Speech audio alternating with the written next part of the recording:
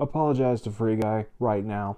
Don't Worry Darling is a brand new 2022 thriller film directed by Olivia Wilde, starring Harry Styles, Florence Pugh, Olivia Wilde, and Chris Pine. And I will not lie, I was actually very interested to see this movie. I thought the trailers looked good, despite the final trailer being played in front of every single movie at every single theater I ever went to. But it did look like an interesting movie, and I pretty much tried to ignore all the controversy going around about this movie. I don't want to get into that, but let's go ahead and get this review over with. Starting off with the good, and believe it or not, I actually do like some things in this movie. First of all, this movie is really held up by the acting alone. Florence Pugh obviously is great in this film. I love her as an actress. I've loved her since the beginning with Fighting with My Family and Midsommar, and I love her even more today. She has definitely proven herself as a worthy A-lister, and I'm really excited to see where her career goes further within the MCU, outside of the MCU. She just does a good job in this movie. I just really like her. We have Chris Pine, who plays the main villain in this movie, and he does a good job too. He doesn't have very many scenes, but when he's in it, he does a great job. Chris Pine's just one of those actors. You can be in the worst movie ever made, like Jason Goes to Hell, and still be a memorable part of it. He was not in Jason Goes to Hell, unfortunately. That would have bolstered the movie beyond a 0 out of 10 rating.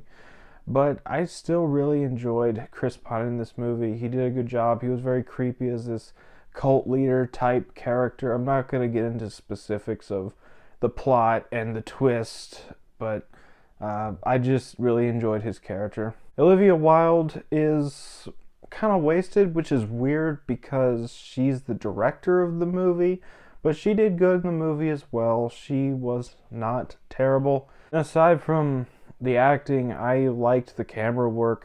I thought everything, all the set design was very beautiful. It captured that 50s aesthetic really well. And parts of the growing suspense, they were pretty well done. And unfortunately, that's it. Before I go on to the bad, I have a mixed aspect.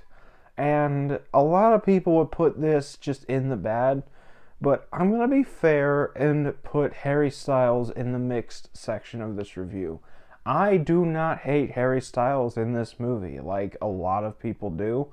He's not great, but he's not terrible. I think that he has a long way to go as an actor, that's definitely for sure.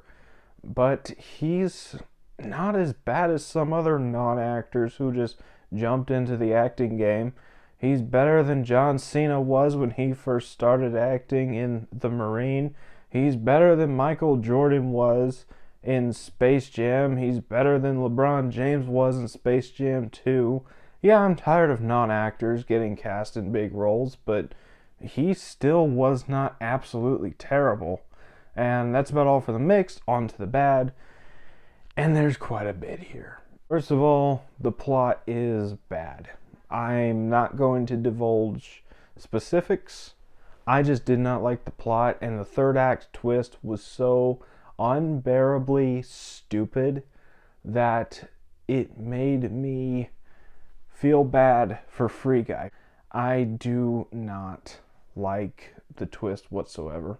And then this movie also forgets a lot of stuff. Specifically, Nick Kroll is in this movie. I feel like this movie forgets that Nick Kroll is in this movie because he has 2 scenes at the beginning and then he disappears until the very end. I'm like, oh yeah, Nick Kroll was in this movie. They completely wasted him. He did nothing. And like I said, Olivia Wilde was a little wasted, which is weird because she's the director. I feel like she would have given herself a bigger part, but either way, yeah, she was a little wasted. She didn't really do a whole bunch. And also, like, they forgot that Nick Kroll was in this movie. They also forgot to end this movie, feels like. yeah, this movie just kind of ends with really no conclusion. I don't know if it was setting up for a sequel, but we're not going to get a sequel. At least I don't think we are. And additionally, this is just one of those movies that I just know there is going to be a certain demographic of people. The wrong people this movie didn't want to reach is going to reach them, like Joker and Wolf of Wall Street and Taxi Driver and Fight Club and Pulp Fiction. It's going to reach that demographic, and that demographic is going to take the wrong messages from this movie, like they did with those movies. This just, it gives off those vibes with the twist in this movie. I don't appreciate that whatsoever. But that's about all for the bad. On the final thoughts, I did not absolutely hate this movie like I was expecting to. The acting holds it up, the set design is great, but the story is absolutely idiotic, and it's got one of the worst twists I have ever seen in recent years. Don't Worry Darling is not absolutely terrible like I was expecting, but it is not good, and I'm going to give it a 6 out of 10. So that was my thoughts on Don't Worry Darling. Have you seen this movie? What did you think about it? Let me know down in the comments. As always, if you enjoyed this video, don't forget to like, comment, subscribe, and I'll see you all next time.